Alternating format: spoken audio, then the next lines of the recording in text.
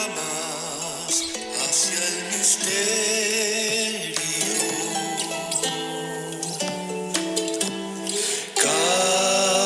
Camino el ensueño a la inmensidad, a la inmensidad.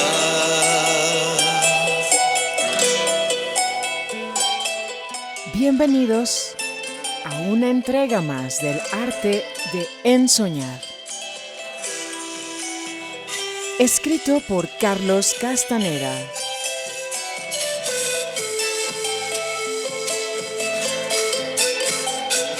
Hoy te presentamos el capítulo número 4. La fijación del punto de encaje.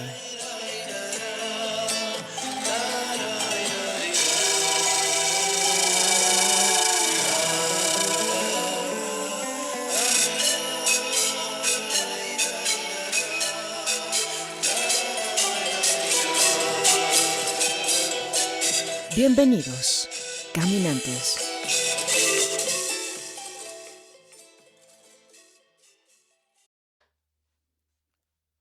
Capítulo 4.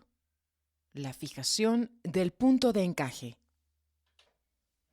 Ya que nuestro acuerdo era discutir acerca del ensueño únicamente cuando don Juan lo considerara necesario, yo raramente lo interrogaba al respecto, y si lo hacía, nunca insistí en continuar con mis preguntas después de cierto punto. Cada vez que él decidía hablar del tema, yo estaba, sin embargo, siempre preparado, aunque sus discusiones invariablemente iban aunadas a otros tópicos de sus enseñanzas, y siempre eran presentadas rápida y abruptamente. Una vez en su casa, durante una conversación no relacionada con el ensueño, don Juan comentó que los brujos antiguos, mediante sus contactos con los seres inorgánicos, adquirieron una enorme experiencia en el manejo del punto de encaje, un tema que clasificó como inmenso y nefasto. Inmediatamente aproveché la oportunidad y le pregunté en qué época él calculaba que vivieron los brujos antiguos. En varias oportunidades anteriores ya le había hecho la misma pregunta, pero nunca me dio una respuesta satisfactoria. Esta vez, ya que era él quien había abierto la discusión, yo confiaba que se vería obligado a contestarme. Ese tema es un tema muy difícil, dijo. Su tono de voz me hizo pensar que estaba descartando mi pregunta. Me quedé muy sorprendido cuando continuó hablando. Es un tema tan abrumador para la razón como el de los seres inorgánicos. Por cierto, ¿qué es lo que piensas de ellos ahora? Me he dejado mis opiniones totalmente de lado, le dije. No me puedo dar el lujo de pensar en ellos ni de un modo ni de otro. Mi respuesta lo deleitó. Se rió y comentó acerca de sus propios miedos y aversiones a los seres inorgánicos. Nunca han sido santos de mi devoción, dijo. Por supuesto que la razón principal fue el miedo que les tenía. No fui capaz de vencerlo cuando lo debería haber hecho. Ahora es muy tarde. ¿Todavía les tiene miedo hoy en día, don Juan? Lo que siento no es exactamente miedo, es más bien repugnancia. No quiero tener nada que ver con ellos. ¿Hay alguna razón en particular para que sienta usted esa repugnancia? La mejor razón del mundo. Somos antitéticos. A ellos les encanta la esclavitud y a mí la libertad. A ellos les encanta comprar, pero yo no vendo. Me puse inexplicablemente agitado y le dije bruscamente que nuestra conversación me parecía tan estrafalaria que yo no podía tomarla en serio. Me miró fijamente y dijo sonriendo: Lo mejor que uno puede hacer con los seres inorgánicos es lo que tú haces, negar su existencia y al mismo tiempo visitarlos regularmente, sosteniendo que uno está ensoñando y que en los sueños todo es posible. De esta forma, uno no se compromete. Me sentí culpable y me vi obligado a preguntar: ¿a qué se refiere usted, don Juan? A tus visitas a los seres inorgánicos, me contestó secamente. Está usted bromeando, ¿no? ¿Cuáles visitas? Aún no quería discutir esto, pero creo que ya es hora de que te lo diga. La voz que oías en tus sueños, urgiéndote a que fijaras tu atención de ensueño en los objetos de tus sueños, era la voz de un ser inorgánico. No cabía duda de que don Juan estaba diciendo disparates. Me sentí tan irritado con él que hasta le grité. Se rió de mí como si hubiese sido yo el disparatado y me pidió que le contara todo acerca de lo que llamó mis sesiones irregulares. Su pedido me asombró sobremanera porque no le había contado a nadie que a veces mis ensueños se tornaban insólitos. La sesión irregular comenzaba cuando mi atención de ensueño era poderosamente atraída por cualquier objeto de mis ensueños, pero eso, en lugar de hacerme cambiar de ensueño como debería, me empujaba a una dimensión totalmente desconocida. Una dimensión en la cual remontaba yo el vuelo, dirigido por una fuerza invisible que me hacía dar vuelta tras vuelta. Siempre al despertarme de uno de esos ensueños, yo seguía retorciéndome en la cama, por un largo rato antes de estar completamente consciente. Esos son auténticos encuentros con tus amigos, los seres inorgánicos, comentó don Juan. Sus aseveraciones me provocaban tal malestar que hasta olvidé mi pregunta acerca de los brujos antiguos. Don Juan por su cuenta volvió a ella. Mi idea es que los brujos antiguos existieron hace quizá 10.000 años, dijo sonriendo y observando mi reacción. Basándome en datos arqueológicos actuales sobre la emigración de las tribus nómadas asiáticas a las Américas, le dije que 10.000 años era una fecha irrazonable. Tú tienes tu conocimiento y yo tengo el mío, dijo. El mío es que los brujos antiguos rigieron por 4.000 años. Hace 3.000 años se fueron a pique y desde entonces los nuevos brujos han estado reagrupando y reconstruyendo lo que quedó de los antiguos. ¿Cómo puede usted estar tan seguro de sus fechas?, pregunté. ¿Cómo puedes tú estar tan seguro de las tuyas?, replicó. Le dije que los arqueólogos tienen métodos infalibles para establecer las edades de las culturas del pasado. Y él me aseguró una vez más que los brujos también tenían sus propios métodos infalibles. No estoy tratando ni de llevarte la contraria ni de pelearme contigo, continuó. Pero muy pronto vas a tener la oportunidad de preguntarle esto mismo a alguien que lo sabe con absoluta certeza. Nadie puede saber esto con absoluta certeza, don Juan. Sí, sí se puede. Y eso es otra de esas cosas de brujos que son imposibles de creer. Hay alguien que puede verificar todo esto. Algún día conocerás a esa persona. Vamos, don Juan. Usted tiene que estar bromeando. ¿Quién podría verificar lo que sucedió hace tantos miles de años? Muy sencillo. Uno de los brujos antiguos de los cuales hemos estado hablando. El mismo que yo conocí. Él es quien me dijo todo lo que sé acerca de los brujos de la antigüedad. Espero que siempre recuerdes lo que te voy a contar acerca de ese hombre. Él es alguien a quien estás obligado a conocer, porque es la clave de muchos de nuestros asuntos. Don Juan me escudriñó por largo rato y luego me acusó de no haberle creído una sola palabra de lo que me había dicho acerca de los brujos antiguos. Admití que en mi estado cotidiano de conciencia, naturalmente no le había creído una sola palabra. Sus historias me parecían historias descabelladas. En la segunda tensión tampoco le creí, aunque ahí debería haber tenido una reacción diferente.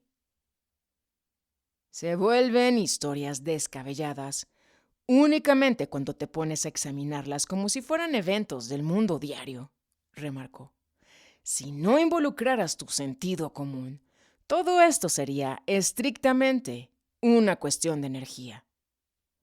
¿Por qué dijo usted, don Juan, que estoy obligado a conocer a uno de esos brujos antiguos? Porque es imperativo. Es vital que lo conozcas algún día. Por ahora, simplemente déjame que te cuente otra historia traída de los cabellos acerca de uno de los nahuales de mi línea, el nahual Sebastián. Don Juan dijo que a principios del siglo XVIII, el nahual Sebastián era el sacristán de una iglesia del sur de México. Recalcó cómo los brujos del pasado o del presente han buscado y han encontrado refugio en instituciones establecidas, tal como la iglesia. Explicó que el soberbio sentido de disciplina que los brujos poseen los convierte en empleados dignos de confianza, codiciados por instituciones que constantemente tienen extrema necesidad de tales personas, y siempre y cuando nadie se entere de que son brujos. Sus prácticas mismas los hacen aparecer como trabajadores modelo. Una tarde, mientras Sebastián estaba cumpliendo con sus tareas de sacristán, un indio de aspecto raro entró a la iglesia. Era viejo y parecía estar enfermo. Con voz débil, le pidió ayuda a Sebastián. El nahual pensó que el hombre debería hablar con el cura de la parroquia. Haciendo un gran esfuerzo, el hombre se dirigió al nahual y en un tono áspero y directo le dijo que sabía que Sebastián no era solamente un brujo, sino un nahual. Sebastián, bastante alarmado por el repentino giro de los acontecimientos, llevó al indio hacia un lado, más privado, y lo recriminó por su osadía. El hombre le contestó que estaba ahí para obtener ayuda, no para dar o pedir disculpas. Necesitaba la energía del nahual para mantener su vida, la cual, le aseguró a Sebastián, había durado miles de años, pero en ese momento se desvanecía. Sebastián, quien era un hombre muy inteligente, no se encontraba dispuesto a escuchar tales disparates. Instigó al viejo indio a que se dejara de tonterías. El indio se enojó y lo amenazó con delatarlo a él y a su grupo a las autoridades eclesiásticas, a menos que accediera a su pedido. Don Juan me recordó que en esos tiempos las autoridades eclesiásticas erradicaban brutal y sistemáticamente las prácticas religiosas autóctonas de los indios del Nuevo Mundo. La amenaza del indio no era algo que Sebastián pudiera tomar a la ligera. El nahual y su grupo realmente se hallaban en peligro mortal. Sebastián le preguntó al indio cómo podría darle energía. El hombre explicó que los nahuales almacenan en sus cuerpos una peculiar energía, producto de su disciplina, y que él era capaz de sacarla a través de un centro energético que todos nosotros tenemos en la región umbilical. Le aseguró a Sebastián que no se sentiría dolor alguno y que a cambio de su energía podría no solo continuar sano y salvo con sus actividades, sino que también obtendría un regalo de poder. Al nahual Sebastián no le cayó nada bien el haber entrado en tratos con ese indio, pero el hombre fue inflexible y no le dejó otra salida más que cumplir con sus deseos. Don Juan comentó que el indio no estaba en lo absoluto exagerando acerca de lo que afirmó. Verdaderamente era uno de los brujos de la antigüedad, conocidos como los desafiantes de la muerte. Aparentemente había sobrevivido hasta el presente por medio de maniobras que solo él podía realizar. Lo que aconteció entre Sebastián y aquel hombre se convirtió en la base de un acuerdo que ligó a los 6 nahuales que siguieron a Sebastián. El desafiante de la muerte mantuvo su palabra. A cambio de la energía que obtuvo de cada uno de esos hombres, les hizo a cada uno de ellos una donación, un regalo de poder. Sebastián fue el primero en recibirlo, aunque con desagrado. Todos los demás nahuales, por el contrario, aceptaron gustosamente sus regalos. Don Juan concluyó su historia diciendo que los nahuales de su línea cumplieron con ese convenio por más de 200 años, creando así una relación simbiótica que cambió el curso y el objetivo final de su linaje, y que con el transcurso del tiempo, el desafiante de la muerte llegó a ser conocido como el inquilino. Don Juan no explicó nada más acerca de esta historia, pero me quedé con una extraña sensación de veracidad que me molestó más de lo que yo pudiera haber imaginado. ¿Cómo pudo ese hombre sobrevivir por tanto tiempo?, le pregunté. Nadie lo sabe, contestó. Todo lo que sabemos de él, por generaciones, es lo que él nos dice. El desafiante de la muerte es a quien le pregunté sobre los brujos de la antigüedad, y es él quien me dijo que llegaron a su final hace 3000 años. ¿Está usted seguro de que le estaba diciendo la verdad?, le pregunté. Don Juan me miró con ojos de asombro.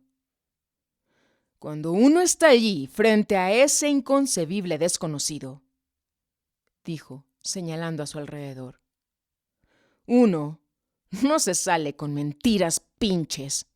Esas mentiras son para la gente que no sabe lo que está allá, esperándonos. ¿Qué es lo que nos está esperando, don Juan? Su respuesta, al parecer una frase inofensiva, se me hizo más aterrorizante que una descripción de algo horrendo. Lo enteramente impersonal, dijo. Se debe haber dado cuenta de mi estado de ánimo y me hizo cambiar de niveles de conciencia para que mi miedo se desvaneciera.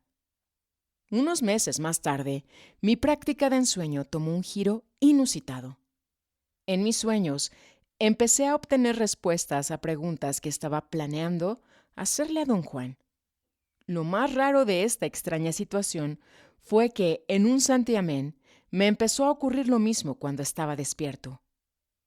Un día, recibí respuesta a una pregunta acerca de la realidad de los seres inorgánicos.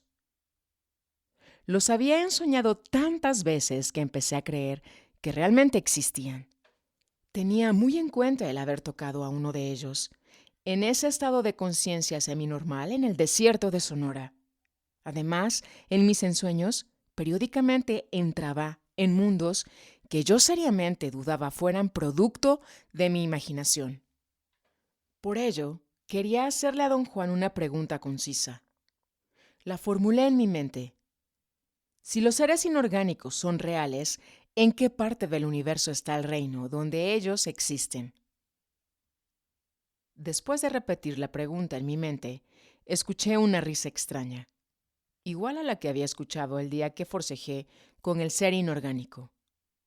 Luego una voz de hombre me contestó. Ese reino existe en una posición particular del punto de encaje, de la misma forma en que tu mundo existe en la posición habitual del punto de encaje. Lo que menos quería era entablar un diálogo con una voz incorpórea. Me levanté de un salto de donde estaba sentado y salí corriendo fuera de la casa. Pensé que me estaba volviendo loco. Una preocupación más que añadir a mi colección de preocupaciones. La voz fue tan clara y autoritaria que no solamente me intrigó, sino que me aterrorizó. Esperé con nerviosismo total el próximo asalto de esa voz, pero eso nunca se repitió. En la primera oportunidad que tuve, consulté con don Juan. No quedó en lo más mínimo impresionado. Debes entender, de una vez por todas, que cosas como estas son muy normales en la vida de un brujo, dijo. No estás enloqueciendo, simplemente oíste la voz del emisario del ensueño.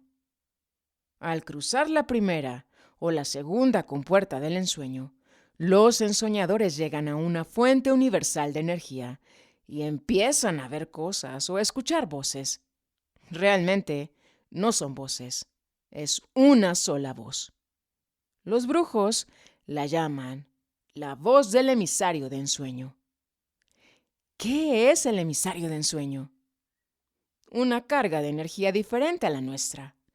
Es una energía forastera que pretende ayudar a los ensoñadores diciéndoles cosas. El problema con el emisario de ensueños es que únicamente puede decirles a los brujos lo que ellos ya saben o deberían saber, si realmente fueran brujos que valen la pena.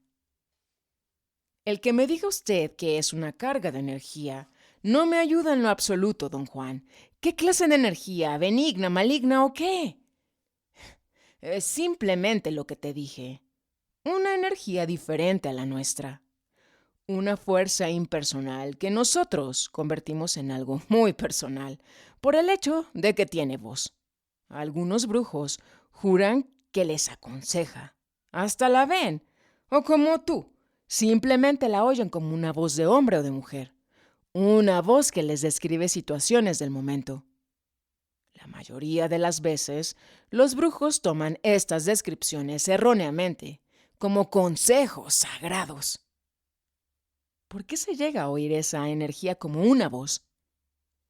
Los ensoñadores oyen o ven al emisario cuando tienen suficiente energía para mantener sus puntos de encaje fijos en una nueva posición específica. Mientras más intensa es esta fijación, más intensa la experiencia del emisario. Ten cuidado. A lo mejor un día lo ves o lo sientes como una mujer desnuda. Don Juan se rió de su propio comentario, pero yo estaba demasiado asustado para frivolidades.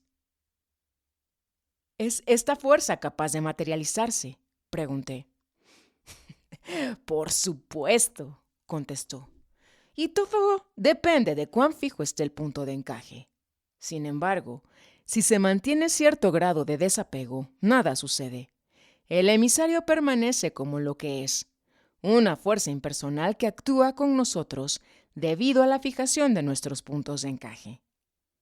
¿Es el consejo del emisario algo que se puede tomar en serio?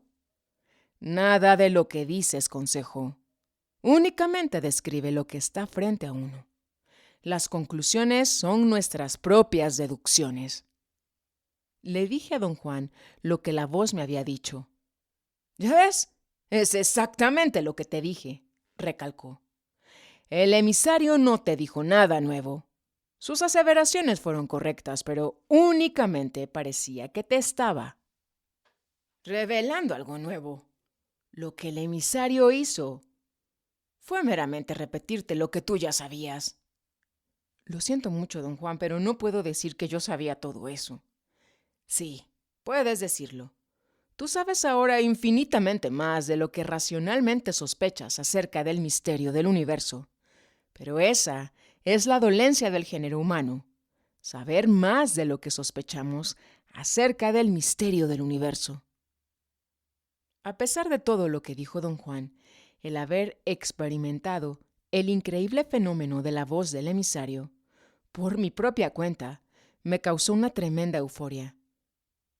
Durante otra discusión sobre el ensueño, aproveché la oportunidad y le pregunté a don Juan si él también lo oía como una voz. Con una amplia sonrisa dijo: Sí, el emisario me habla. En mi juventud lo veía como un fraile, con un capuchón negro que me hacía medio morir de miedo cada vez que me hablaba. Cuando mi miedo disminuyó, se convirtió en una voz incorpórea, a la cual me habla hasta hoy en día. ¿Qué le dice a usted, don Juan? Me habla de las cosas en que enfoco mi atención, cosas que no me tomo la molestia de averiguar por mí mismo, como por ejemplo, detalles sobre el comportamiento de mis aprendices, lo que hacen cuando yo no estoy con ellos. Me dice cosas de ti en particular. El emisario me dice todo lo que haces. En ese momento, realmente perdí el interés de continuar nuestra conversación. Busqué frenéticamente en mi mente preguntas sobre otros temas, mientras que él se reía a carcajadas. ¿Es el emisario de ensueños un ser inorgánico?, le pregunté. Digamos que el emisario de ensueños es una fuerza que viene del reino de los seres inorgánicos. Esa es la razón por la cual los ensoñadores siempre la encuentran. Todos la oyen, son muy pocos los que la ven o la sienten. ¿Tiene usted alguna explicación para esto? No. Además, realmente, no tengo ningún interés en el emisario. En un determinado momento de mi vida, tuve que decidir entre concentrarme en los seres inorgánicos y seguir los pasos de los brujos antiguos o renunciar a todo eso. Mi maestro, el Nahual Julián, me ayudó a rechazar todo eso. Nunca me he arrepentido de esa decisión. ¿Cree usted que yo también debería rechazar todo esto, don Juan? En lugar de contestarme, me explicó que el reino entero de los seres inorgánicos está siempre dispuesto a enseñar. Dijo que quizá, debido a que los seres inorgánicos tienen una conciencia de ser más profunda que la nuestra, se sienten obligados a tomarnos bajo su tutela.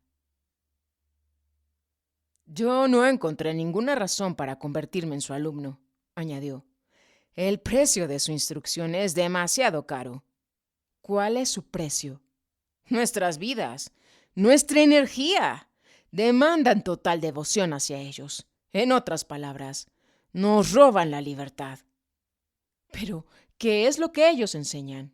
Cosas que atañen a su mundo, del mismo modo que nosotros les enseñaríamos, si fuéramos capaces de enseñarles, cosas que atañen a nuestro mundo. Su método es tomar nuestro ser básico como medida de lo que necesitamos, y de acuerdo con eso, enseñarnos. Un método sumamente peligroso. No veo por qué pueda ser peligroso.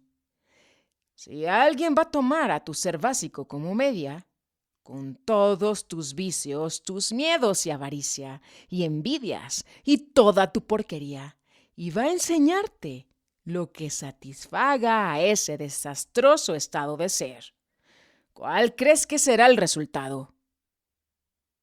No tuve nada que responder. Pensé que había comprendido perfectamente bien. El problema de los brujos de la antigüedad es que aprendieron cosas maravillosas, pero sobre las bases de una conciencia de ser sin enmendar, prosiguió don Juan. Los seres inorgánicos realizaban las acciones prácticas necesarias para lograr una u otra cosa, y así, con ejemplos, guiaban a los brujos antiguos paso a paso a copiar esas acciones, sin que cambiaran en absoluto nada de su naturaleza básica. ¿Todavía existe esta clase de relaciones con los seres inorgánicos hoy en día? No te puedo contestar eso con certeza. Lo único que me cabe decir es que yo no puedo concebir una relación de ese tipo. Lo que hace es disminuir nuestro apego a la libertad, al consumir toda nuestra energía disponible. Para poder realmente seguir el ejemplo de sus aliados, los brujos de la antigüedad tuvieron que pasarse la vida entera en el reino de los seres inorgánicos. La cantidad de energía necesaria para lograr eso es asombrosa. ¿Quiere usted decir, don Juan, que los brujos antiguos eran capaces de existir en esos reinos de la misma forma en que nosotros existimos aquí? No exactamente como nosotros existimos aquí, pero ciertamente vivían ahí y retenían su conciencia y su individualidad. Para ellos, el emisario de ensueño fue una entidad vital, porque es el puente perfecto. Habla, y su tendencia es enseñar, guiar. ¿Ha estado usted en ese reino, don Juan? Innumerables veces, al igual que tú, pero no tiene ningún caso hablar de esto ahora. Todavía no has recordado toda tu atención de ensueño. Ya hablaremos sobre ese reino uno de estos días. A mi parecer, don Juan, a usted ni le gusta, ni aprueba el emisario. Ni lo apruebo ni me gusta. Pertenece a otra modalidad, la de los brujos antiguos. Además, en nuestro mundo, sus enseñanzas y su guía son disparates. Y por esos disparates, el emisario nos cobra enormidades en términos de energía. Algún día estarás de acuerdo conmigo, ya lo verás. En el tono de sus palabras pude captar la velada implicación de que yo no coincidía con él en lo que al emisario se refería. Estaba a punto de arguir que eso era un error de su parte cuando escuché la voz del emisario en mis oídos. Él tiene razón, dijo la voz. Yo te caigo bien porque no encuentras nada malo en el hecho de explorar todas las posibilidades. Tú estás en pos de conocimiento. El conocimiento es poder. Tú no quieres meramente la seguridad de tus rutinas y las creencias de tu mundo. El emisario dijo todo esto en inglés con un marcado acento de la costa del Pacífico. Después cambió a español. Noté un tenue acento argentino. Nunca había escuchado hablar al emisario de esta manera. Me fascinó. El emisario me habló de logros, de sabiduría, de cuán lejos me encontraba de mi lugar natal, de mi ansia de aventura y de mi obsesión con nuevos horizontes. La voz hasta me habló en portugués, con una definida inflexión de las pampas del sur. Escuchar a esa voz, llenándome de halagos, al final no solamente me asustó, me asqueó. Le dije a don Juan ahí mismo que tenía que dejar de ensoñar. Me miró sorprendido, pero cuando le repetí todo lo que había escuchado, accedió, aunque dándome la impresión de que únicamente lo hacía para apaciguarme. Unas semanas más tarde, con más calma, me pareció que mi reacción fue un poco emocional y, por lo tanto, errónea mi decisión de parar mi entrenamiento. Regresé por mi cuenta a mis prácticas de ensueño. No le consulté a don Juan, pero estaba seguro de que, de algún modo, él estaba al tanto de mi vuelta. Una de las veces que lo fui a visitar, muy inesperadamente, empezó a hablar sobre los sueños.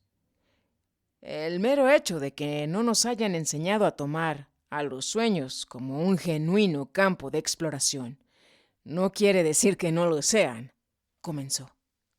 Los sueños son analizados por su significado o considerados como indicaciones proféticas, pero nunca son valorados como un reino de eventos reales. De acuerdo a lo que sé, solamente los brujos antiguos hicieron eso. Don Juan prosiguió. Pero al final lo echaron todo a perder. Su ambición lo cegó, y cuando llegaron a una encrucijada crucial, tomaron el camino equivocado. Se enfocaron en una sola maniobra, la fijación del punto de encaje en las miles de posiciones que puede adoptar. Don Juan dijo que lo asombraba el hecho de que todas las cosas maravillosas que los brujos antiguos aprendieron explorando esos millares de posiciones, el arte del ensueño y el arte del acecho, eran lo único que quedaba hoy en día. Reiteró que el arte del ensueño tiene que ver con el desplazamiento del punto de encaje y definió al acecho como el arte de la fijación del punto de encaje en cualquier posición a la cual se haya desplazado. Fijar el punto de encaje en una de esas posiciones significa adquirir cohesión, dijo. Eso es lo que has estado haciendo en tus prácticas de ensueño, adquirir cohesión. Yo creía que estaba perfeccionando mi cuerpo de ensueño, le dije, sorprendido por su cambio de énfasis. Estás adquiriendo cohesión, insistió. El ensueño hace que eso ocurra al forzar a los ensoñadores a fijar el punto de encaje.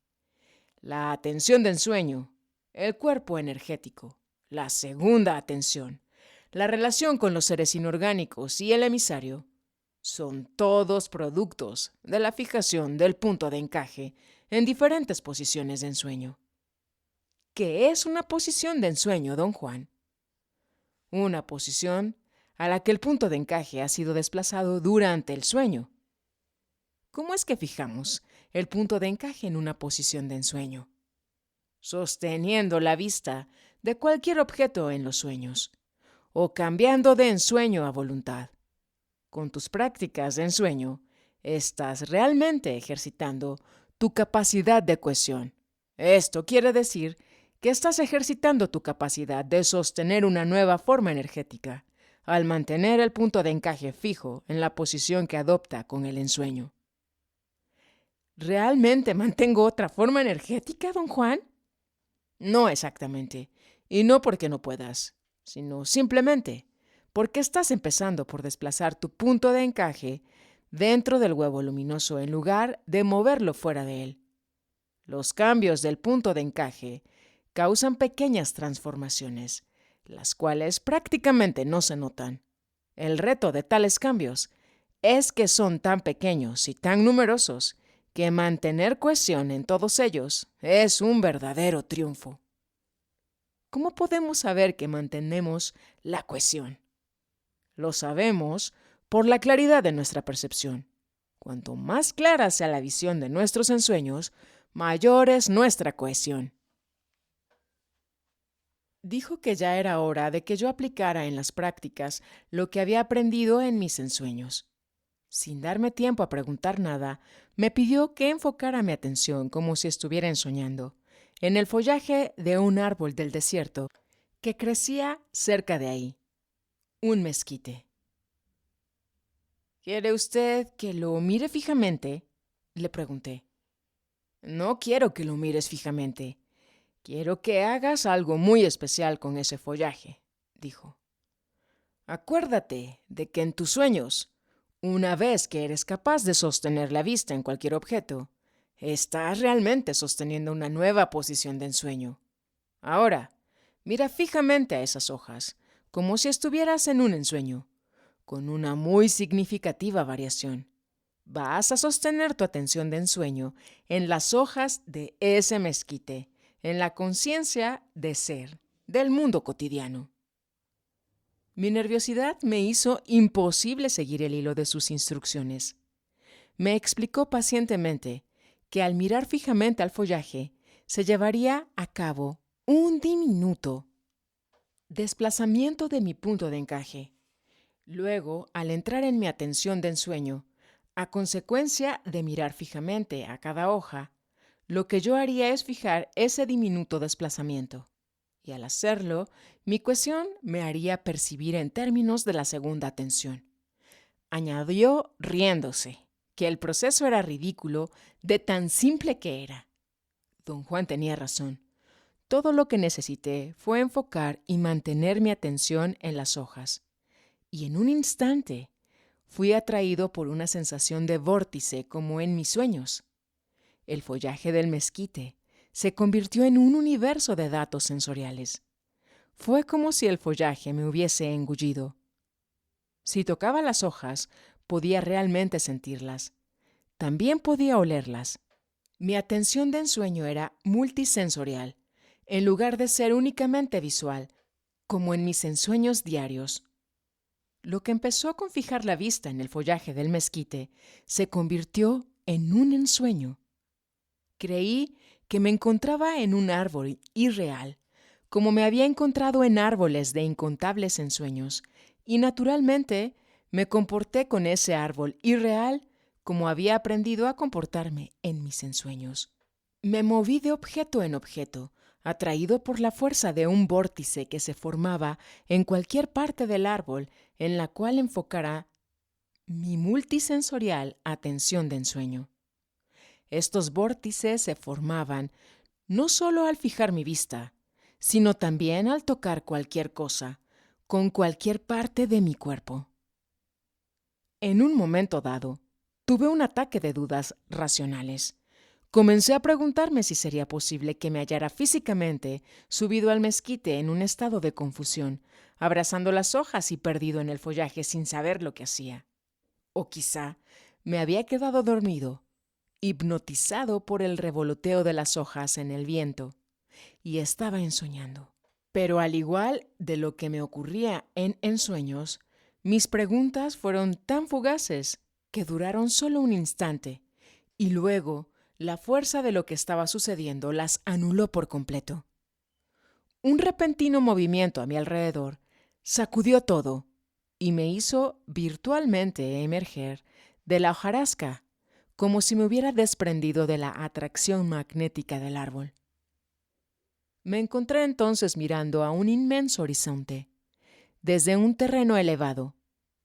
Me rodeaban obscuras montañas y verde vegetación. Otro empellón de energía me depositó en otro lugar.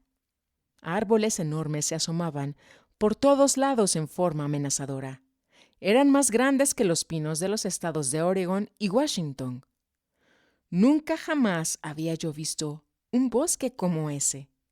El panorama era de tal contraste con la aridez del desierto de Sonora que no me quedó ninguna duda de que estaba ensoñando. Me enfoqué en esa extraordinaria visión con temor de salir prematuramente de ella. Sabía que era en realidad un ensueño y que una vez que agotara mi atención de ensueño saldría de él. Pero las imágenes duraron, aun cuando calculé que ya había agotado mi atención de ensueño, lo que dio lugar a que cruzara por mi mente un pensamiento aterrador. ¿Y si este no fuera un ensueño? Ni tampoco el mundo cotidiano.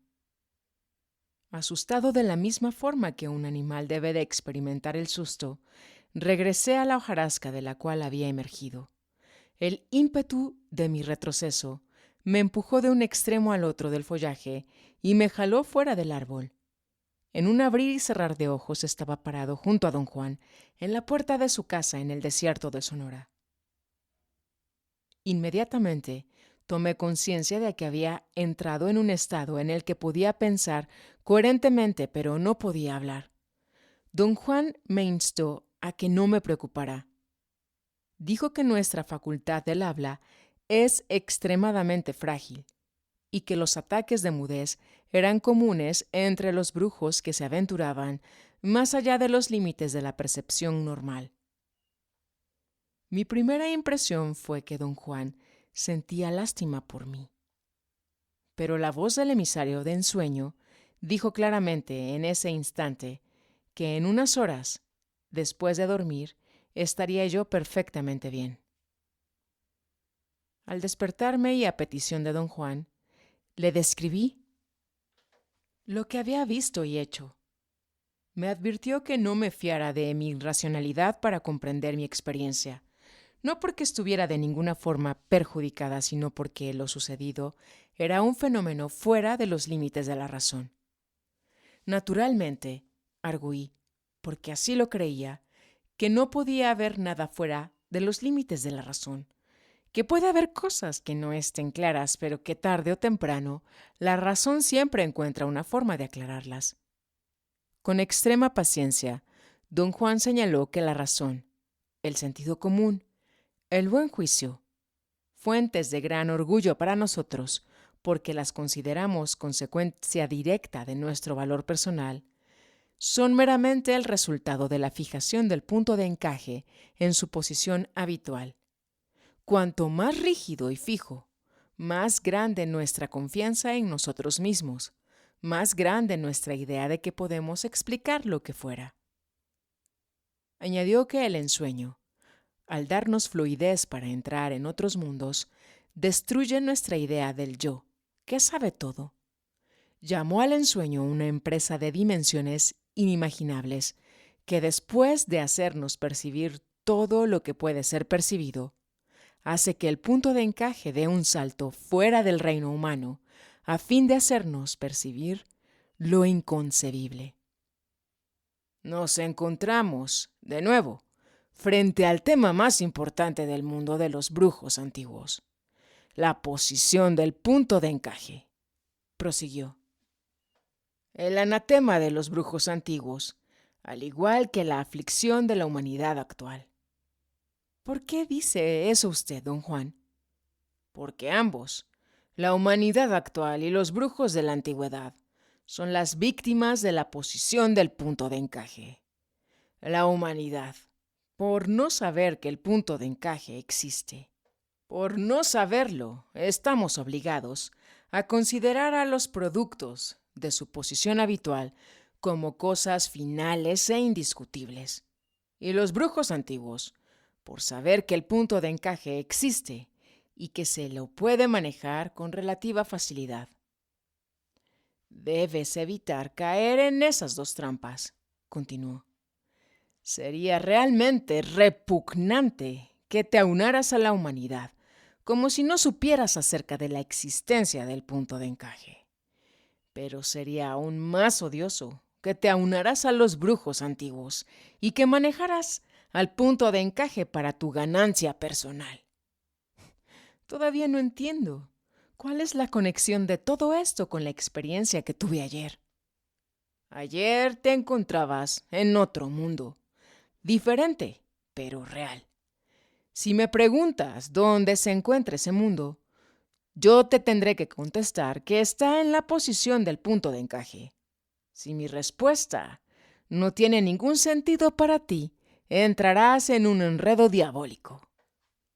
El argumento de don Juan era que me quedaban dos alternativas si no entendía su proposición. Una era seguir la línea de la humanidad en general, lo que me llevaría a un caos. Mi experiencia me diría que otros mundos existen, pero mi razón me diría que esos mundos no pueden existir. La otra alternativa era seguir la línea de los brujos antiguos, en cuyo caso, automáticamente aceptaría la existencia de otros mundos, y mi avaricia me haría sostener la posición del punto de encaje que crea esos mundos. El resultado sería otro tipo de caos. Tener que moverme físicamente a mundos diferentes del nuestro, forzado por expectativas de poder y ganancia personal. Yo estaba demasiado aturdido para poder seguir el hilo de su razonamiento, pero sí sentía que él estaba totalmente en lo cierto. Era un sentimiento, una certeza ancestral que yo parecía haber perdido y estar recobrando lentamente. Regresar a mis prácticas de ensueño disipó todas estas tribulaciones, pero creó otras. Por ejemplo, después de escucharla diariamente por meses, la voz del emisario dejó de ser una molestia o un asombro y se convirtió en algo casi común y corriente para mí. Cometí tantos errores, influenciado por lo que me decía, que comprendí la renuencia de don Juan a tomarlo en serio. Un psicoanalista se habría muerto de gusto interpretando esa voz de acuerdo con todas las posibles minucias de mi dinámica intrapersonal.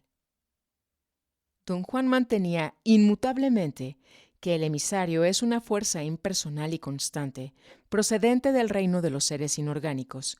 Por lo tanto, todos los ensoñadores lo experimentan más o menos en los mismos términos. Y si eligen seguir lo que les dice como si fuera un consejero, son unos tontos incurables. Yo era definitivamente uno de ellos. No había manera de mantenerme impasible frente a un evento tan extraordinario. Una voz que clara y concisamente me decía en 3 idiomas datos ocultos sobre cosas o personas en las cuales enfocaba mi atención. La única desventaja, que no tenía grandes consecuencias para mí, era que la voz y yo no estábamos sincronizados. Generalmente, el emisario me daba información acerca de cosas, gente o eventos cuando ya había olvidado mi interés en ellos. Le pregunté a don Juan acerca de esta falla. Me dijo que tenía que ver con la rigidez de mi punto de encaje. Me explicó que, habiendo sido yo criado por abuelos, estaba saturado de opiniones e ideas de gente vieja, y que debido a ello yo era peligrosamente rígido.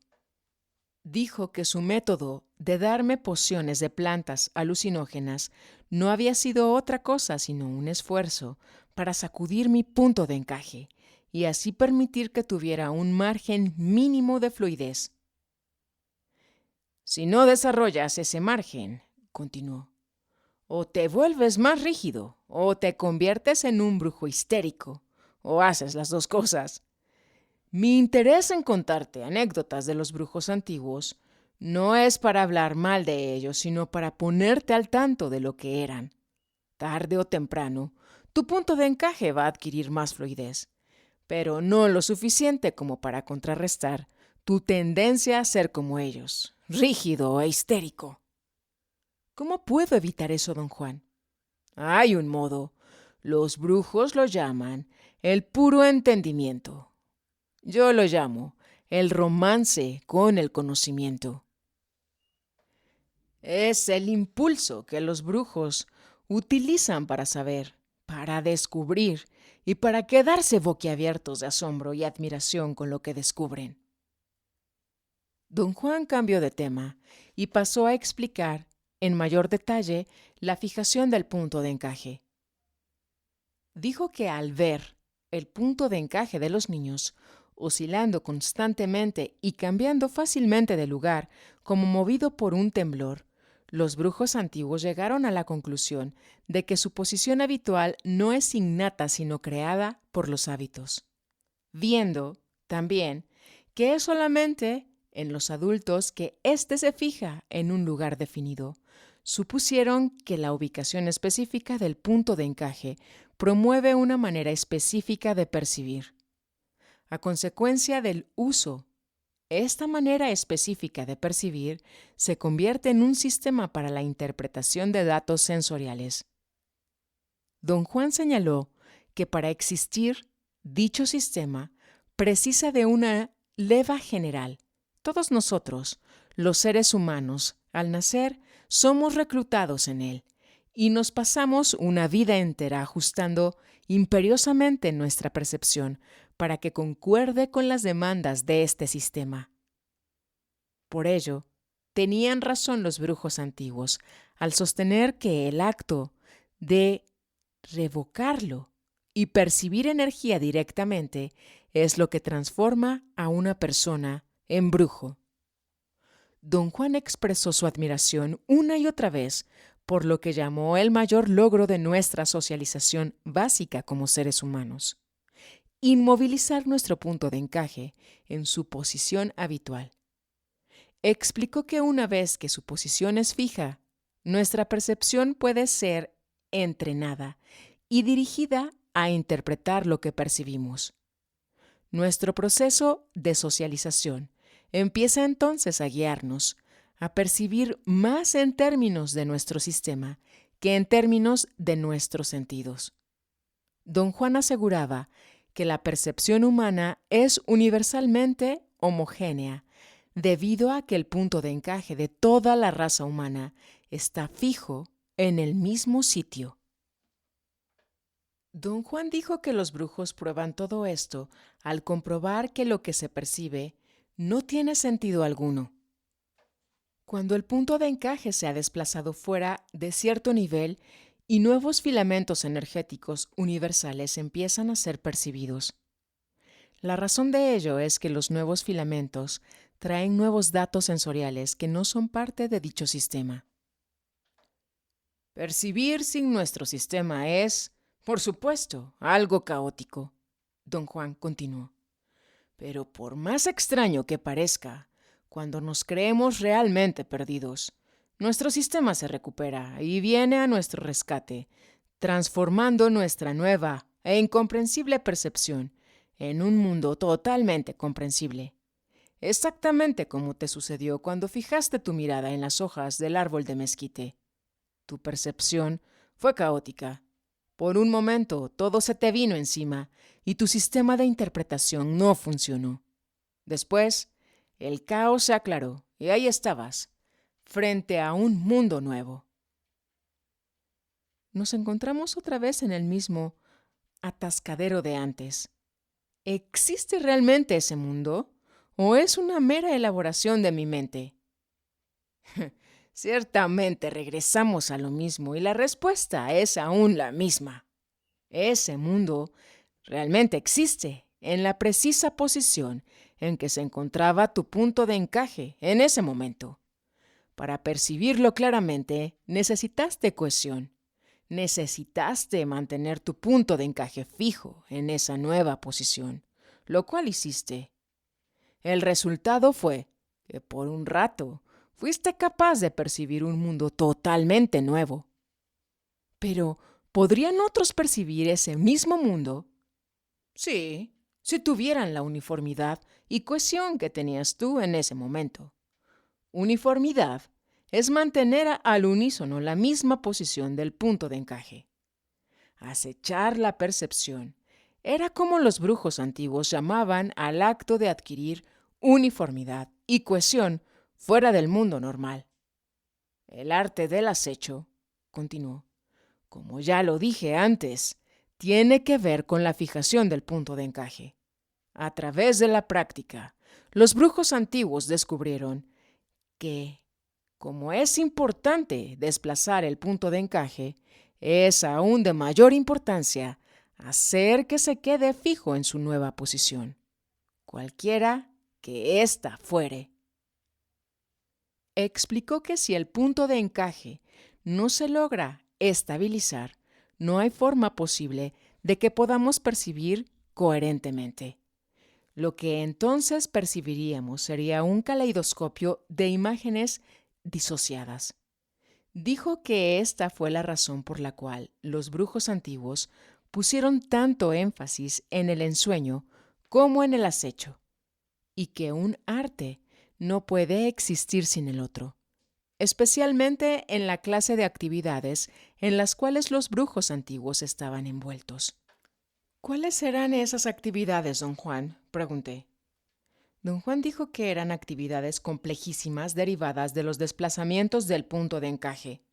Los brujos antiguos, al aprender a desplazar sus puntos de encaje a miles de posiciones en la superficie o adentro de sus masas energéticas, también aprendieron a fijar su punto de encaje en esas posiciones, para así retener su cohesión indefinidamente.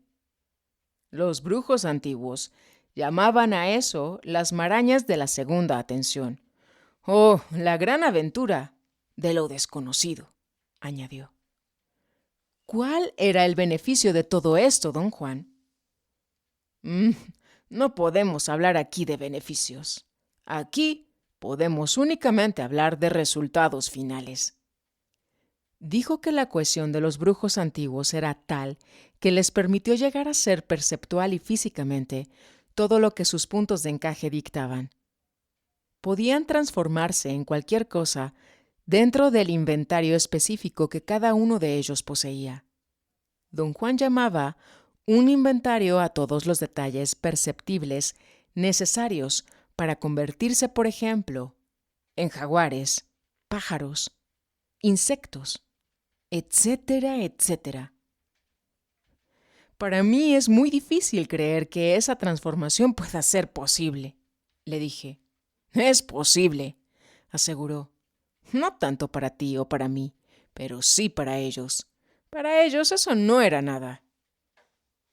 Dijo que los brujos antiguos tenían tan espléndida fluidez que todo lo que necesitaban era un ligero desplazamiento de su punto de encaje, una mínima señal en su ensueño para instantáneamente acechar su percepción, es decir, para arreglar su cohesión y hacerla encajar en su nuevo estado de conciencia, sea ésta la de un animal, otra persona, un pájaro o lo que fuera.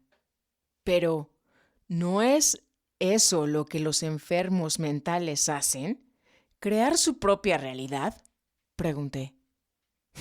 No, no es lo mismo, dijo. Los dementes imaginan su propia realidad, porque no tienen, en lo absoluto, un propósito preconcebido. Los dementes añaden caos al caos. Los brujos, por el contrario, traen orden al caos. Su propósito preconcebido y trascendental es liberar su percepción. Los brujos no inventan los mundos que perciben. Ellos perciben energía directamente y luego descubren que lo que están percibiendo es un mundo nuevo y desconocido. Un mundo que se los puede tragar enteros, porque es tan real como cualquier cosa en nuestro mundo diario. Don Juan me dio entonces una nueva versión de lo que me sucedió en el árbol de mezquite. Dijo que empecé por percibir directamente la energía del árbol. En mi nivel subjetivo, sin embargo, yo creí que estaba ensoñando, ya que utilicé el ensueño para percibir energía. Aseveró que usar el ensueño en el mundo de la vida diaria es una de las estratagemas más efectivas de los brujos. Hace que el percibir energía directamente sea como un ensueño, en lugar de ser una experiencia totalmente caótica. Luego, cuando la percepción se arregla, los brujos se encuentran frente a un mundo nuevo, exactamente lo que a mí me sucedió. Le conté acerca del pensamiento que casi no me atrevía a pensar, que el panorama que vi no era un ensueño, ni tampoco nuestro mundo cotidiano. No lo era, dijo.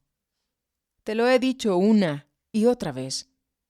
Pero tú crees que estoy senil, y me repito sin ton ni son. Sé cuán difícil es para la mente aceptar que todo esto no es una idiotez de locos. Créeme, existen mundos nuevos. Están envueltos los unos en los otros como las capas de una cebolla. El mundo en el cual existimos no es más que una de esas capas.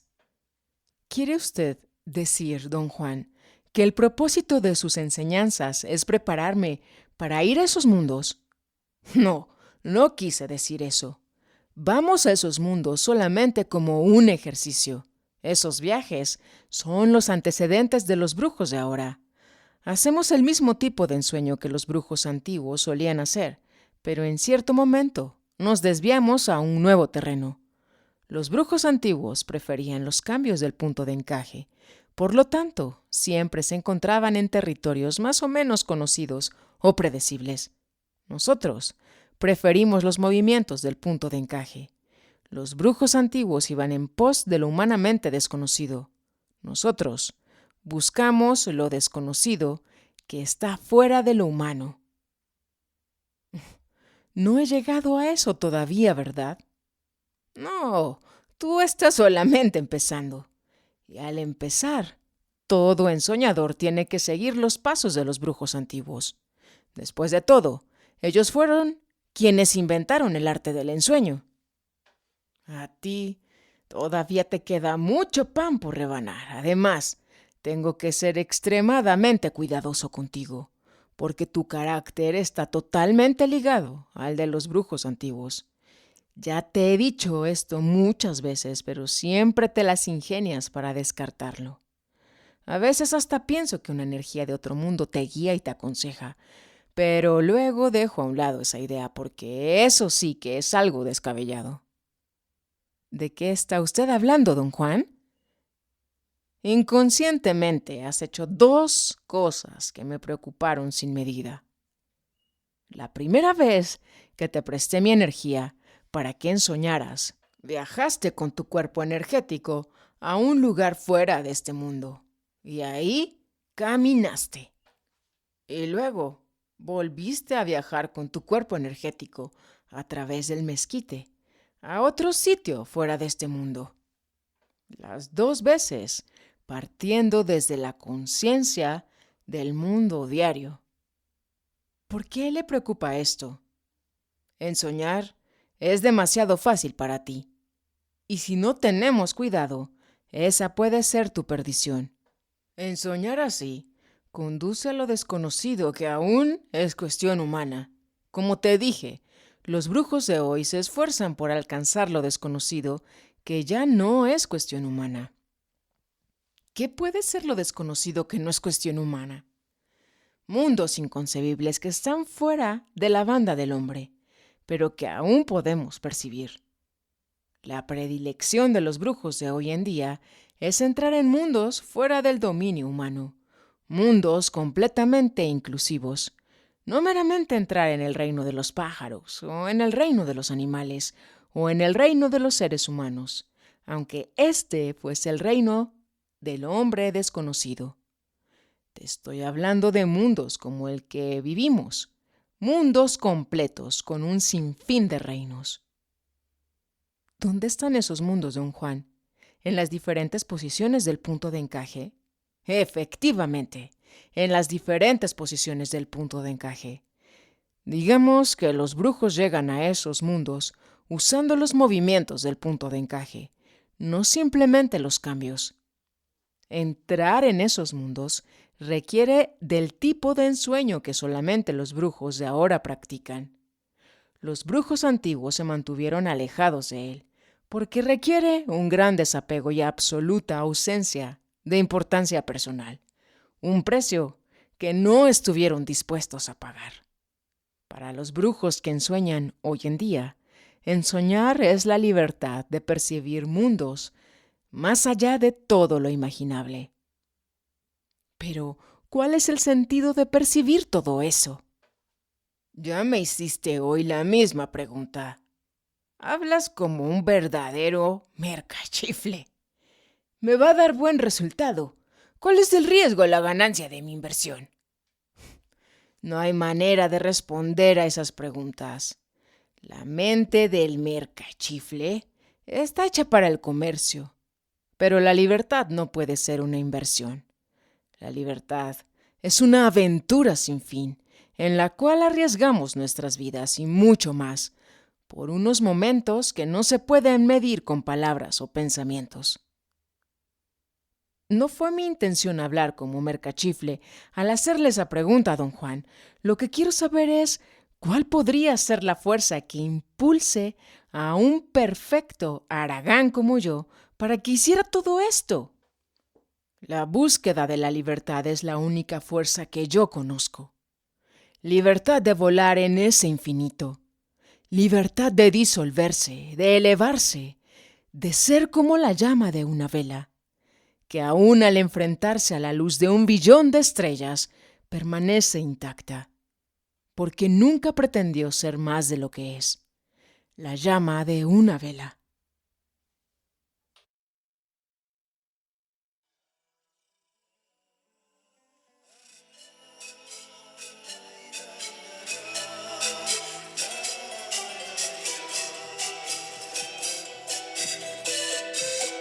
Emitiendo juntos energía fina.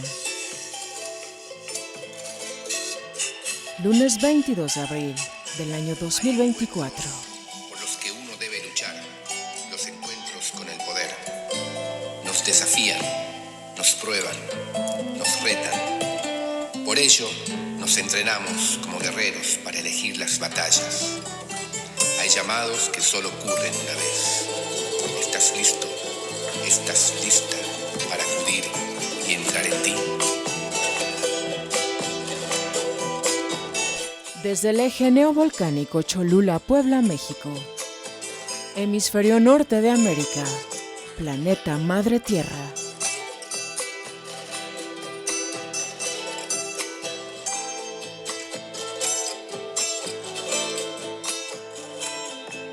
En el intento de percibir con libertad. Busca las llaves para navegar y así conocer más de ti y comprender la naturaleza que te rodea.